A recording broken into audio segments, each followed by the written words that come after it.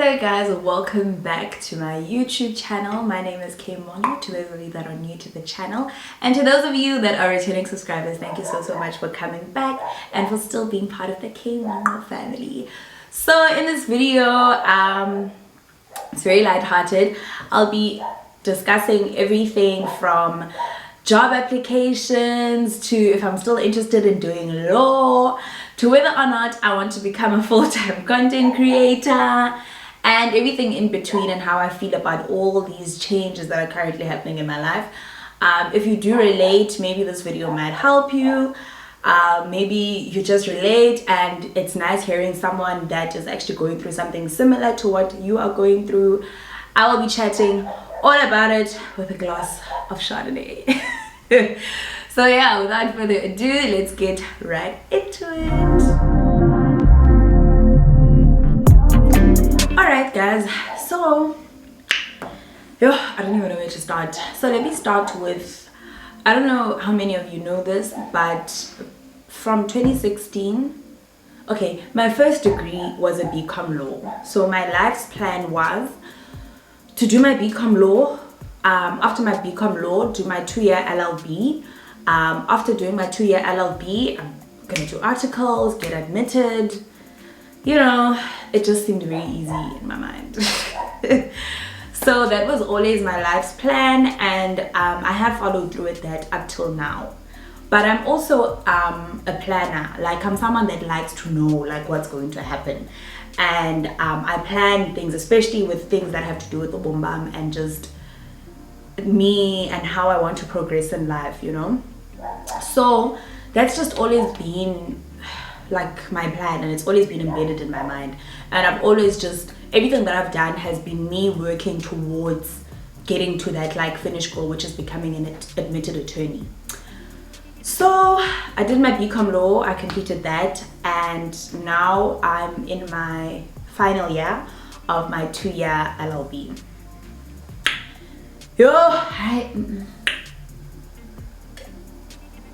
Guys, so now I apply articles. I have been applying for articles since last year sometime, so I'm still applying for articles. I don't think you can apply to enough firms, but we are now in August and I still haven't found anything. The people that I've been speaking to are saying that it's too early for me to start panicking, but it's not easy, guys. It's such an emotional roller coaster to find a job, let alone articles, because sometimes like you'll apply, obviously, like as a law student, you apply to the big 5, which are the top 5 law firms in the country, but it's also really important to apply to medium-sized firms and even small firms. But sometimes these firms, they really underpay when it comes to their candidate attorneys. A candidate attorney is someone that is doing articles in a law firm. So your salary can range from anything from 5,000 Rand to 7.5 in small firms. And for me, that is a bit unrealistic, because at the end of the day, I still have to survive. For me personally, that's like really little for like just to survive on. Like, there's rent, there's living expenses, ikroza, umbane, you know, petrol. How do I get to work in 5,000 Rand ngenyanga? Yo. So all those things are contributing factors and are things that have just been like really stressing me. So literally every time I see you post or something that has to do with articles, I'm just at a point where I'm applying. Like, I'm just applying everywhere, and I'm applying for everything. So now I'm not even just applying for articles, I'm also applying for jobs that I qualify for with my BCom law degree, which now is really beneficial to me, because I can do anything from banking to compliance and stuff. But like a lot of banks have grad programs which I qualify for, that I've applied for. Like, I'm not just limiting myself to the articles for next year. At the moment I'm just applying and leaving it up to God's will, but the end goal is still to become an admitted attorney. So ndikula dilemma ke basically, and that's what's going on in my life academically and just work-wise. It's really tough. It's really emotionally draining. Sometimes you don't even get responses. Like now, I don't even know where I stand with some of the firms. They asked for the applications quite early. I don't want to assume, but yo, it's like, it's really tough. Like it's really tough. And I'm like, I want to know like what's going to happen, like what's going to happen with my life next year. Am I going to move? Like what's going to happen? Obviously I've planned in my mind how I would like things to happen, but yeah, like I'm just waiting for a confirmation and just living in hope and just praying that things go the way I planned them to. So the next thing I wanted to chat about is content creating. So with content creating, guys, I will say this is a job of mine that I really do enjoy. When I started it, I did not think things would go so well for me so quickly, if I can put it that way. I obviously plan, and I've had really amazing people that have, you know, always advised me and pushed me in the right direction. I've been very fortunate because I always say, if you want to be an up and coming content creator or anything really in life, no a lawyer or a nurse or whatever, like, or even a musician, whatever you want to do, try and speak to people that are in the same field as you, so you can get more insights. And like, people really aren't stingy with, some people aren't stingy with information. So when I started content creating, there were two, I don't want to forget anyone. There were two natural hair, and I knew that I wanted to focus on natural hair because I just cut my hair and I was so obsessed with looking after my hair and making sure that it's healthy and making sure that my hair is healthy and stuff. So when I started content creating, there were two natural hair influencers that I watched on YouTube and that I followed on Instagram. The one was Uyal's channel. She put out a lot of hair content back then, and Usi Nomondliwa as well.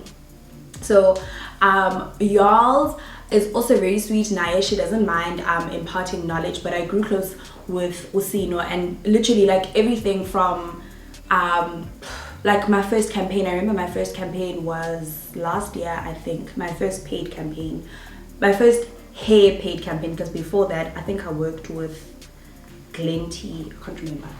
But my first paid natural hair campaign, I literally told her, I was like, oh my gosh, these people have reached out to me, they want this, I don't know what to do. And then literally like, she was very sweet in giving information. Like I always bounce things off her. I would draw inspiration from her videos wise. So she was a really nice person to have in my corner. And like, I will say, and I will not take this away from her, like she did have like quite an impact in my natural hair content creating, and just in me just making sure that I am aware of how the industry works. I don't sell myself short in the natural hair industry. So yeah, and but still with making a name for myself, you know. You can have people that are in the same industry as you. You guys aren't competing, you can draw inspiration, you guys can get wisdom, get knowledge from those people. And I was fortunate to be one of those people that had someone in my life, in my career, that I could chat to. So anyway, I really do enjoy content creating. At the beginning of this year, I prayed that I would not go without jobs, because I always say content creating, like if I'm an tender, like you can have a really good like month with campaigns and just paid work, and you can have like 3 dry months of having like no work. So it can be a little bit inconsistent, and that's what happened with me last year. And last year was horrible because there was also COVID, so obviously a lot of businesses were affected. There were a lot of budget cuts. Like it was, oh my gosh guys, it was a complete nightmare. But I was fortunate to still be booking jobs now last year, but it wasn't like as consistent as it has been now. So at the beginning of this year, I prayed and I said, God, like you know, this is my source of income at the moment. YouTube and campaigns are my source of income. Afro Amari as well. So I prayed, but I prayed for campaigns specifically, and I said, God, can I please not go without a job? And I've been fortunate to just be booking jobs one after the other. That for me has been like a game changer. I've been so fortunate. I'm working with brands that I've literally been sending proposals to since the beginning of time. There are brands that I still want to work with, that I still send proposals to. I do put myself out there, guys. I don't want to lie to you. Some of them, they find me themselves, but some of the brands that I've worked with are brands that I have been sending proposals to. Like, I am one of those people. Like, I had a notebook, and I write like the brands that I want to work with. Like, I write them down on pen and paper, and I go down the line, and I literally just like reach out. Hey, this is who I am. This is what I do. This is some of my content. I'd like to work with you. This is how it will work for you. This is how it will benefit you as a brand. This is how it will benefit me as a brand. And sometimes I get responses, sometimes I don't. One of the brands that I worked with this year, I was very fortunate. It's a brand that I really, really love. I worked with, and I've sent them proposals, I don't even know since when. Like, I sent them proposals every year, like at least once a year. So this year has been really, really amazing. I'm very grateful with content creating and booking campaigns and hair campaigns. I love doing hair campaigns. I love hair content. Instagram is just also very tricky at the moment, because I've noticed that not all my followers see my content like when I post it. So sometimes engagement can be low if people like aren't sharing my work or aren't engaging, and sometimes that does like get me a little bit bummed, because I don't know, I think I put a lot of pressure on myself, guys. Like, I'm from North York, so sometimes engagement can be low, especially when it's like paid work. When it's not paid work, I don't know how it works. I don't want to blame my followers. I do want to blame Instagram. Maybe like the content is just not landing on my followers' timelines and they can't engage. Obviously you can't engage, you know. But anyway, it doesn't take money away from me, but I do like to give good feedback to my clients, and I would like them to know that they are putting their money window that is also beneficial from them. So yeah, that's like content creating.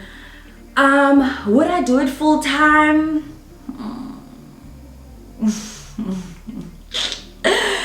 I am from Lokoka, guys. At the moment, I wouldn't do content creating full time. Like, I wouldn't stop school or finish school this year and like dinga pangeli next year and just decide that I'm going to be a full-time content creator. Number one, I'm not making enough money from content creating to sustain myself. I'm not making enough money from content creating to pay, like to just cover just my basic expenses, pay rent, mbane, groceries, petrol, all of that. And even like with campaigns that pay really, really well, like good paying campaigns, that money won't last me more than like 2 months. And then I'm also scared because campaign money is very inconsistent. So I can't like quit and say, bah, I'm going to become a full content creator when I don't even know where my next paycheck is going to be coming from. I don't like living on the edge. So if I decide and I make a commitment and I say, okay, mom, I'm going to become a full-time content creator, and this is going to be my job, and this is what I'm going to do, that means that I am financially cutting the umbilical cord with my mom. She's no longer financially supporting me. So that means I cannot go back to her and say, oh, mama, ngicela imali yombane, oh, mama, ngicela imali yepetrol, oh, mama, ngicela imali yentutile, because ndiyaphangela mos. And I made that conscious decision, you understand? So I'm not in a financial position at the moment with the money that I'm making from content creating to be able to cover like living expenses. Like it's not consistent enough, like campaign money. I can't survive on campaign money alone at the moment. Would I do it maybe one day? Possibly, 100%. I love this job. I love content creating. I would literally be doing what I love every single day, and that is a future plan. Like, I do want to become a household name when it comes to the natural hair space in content creating. Like, I have built my brand so much so that when people think, obviously I'm trying to branch out into other things like makeup. Oh, that's another topic on its own. Makeup and lifestyle, and I try to like branch out to those things as well. But like, I do want people to think of me as the natural hair girl, and I've worked hard to make sure that that is what you associate my name with. But I also want people to associate my name with like other things, you know, but mainly it will always be natural hair. I don't want to confuse my audience. I love doing natural hair. I don't grow tired of it. I don't grow tired of learning about it. I don't grow tired of unlearning like the certain hair trends, and I don't grow tired of that. So that is something that I've been happily doing for the past 4 years now. So I don't think like, you know, 100% I want to, you know, maybe one day become a full-time content creator, but it's not something that's feasible for me at the moment, and I will not lie about that. The money can be good. When the money is consistent, it's great, but it's not something like that I can survive on at the moment. So I am still going corporate, that is my plan. And job hunting in your early 20s,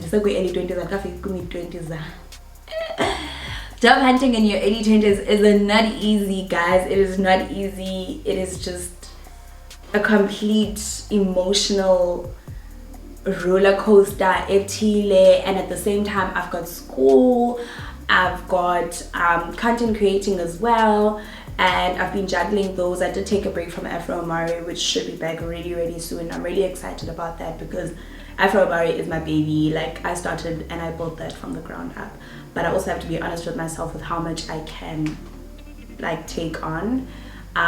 So yeah, I will be going back to my business really soon, and I'm also very excited about that. Is it easy? No. Is it doable? 100%. And I do take time for myself. I do take time to be with my family and my friends, and anything personally that makes sure that I'm in a good headspace, I do it. So yeah, I think I will end this video here. Is there anything that I should be covering? I think yeah, so I will end this video here. I know that like living in your 20s and having so much pressure, there's like marriage, there's kids, there's this, there's that, there's jobs, like there's a lot of pressure that society puts on you in your 20s. So it's just halfway too, but okay, we move. A glass of wine a day. A glass of wine a day keeps the worries at bay. Anyway, guys, so I just wanted to share that that part of my life. I know it is quite intimate, but I also think that I'm not the only person that is going through some of these things. So like I always post about this like on Instagram, and I always get like, you know, feedback from people that have been looking for jobs for years, people that are sitting with degrees at home. So you're not the only one, child. Like, we are all in this. And even if you think content creating is easy, it's a job on its own, so stresses are. But yeah, I thought I should share that with you guys. You guys are my family at the end of the day. And yeah, I hope you guys did enjoy this video. If you have not already, please don't forget to give this video a big thumbs up. Don't forget to comment about your experiences with job hunting. If you are full-time content creators, let me know how that's going for you. If you want to become a full-time content creator, let me know what your thought process is. Let's chat in the comments. I've really been enjoying comments in the past few videos. Like, you guys make my day, and I try and I respond to all of them, because sometimes like like on a very serious note, like sometimes so I really enjoy that. And yeah, don't forget to subscribe. I know a lot of you watch my videos and you're not subscribed. I'd like to think you mistake, like you guys haven't realized and you subscribe, you know? So yeah, I love you guys lots and lots, and thank you so much for being part of the K Monqo family.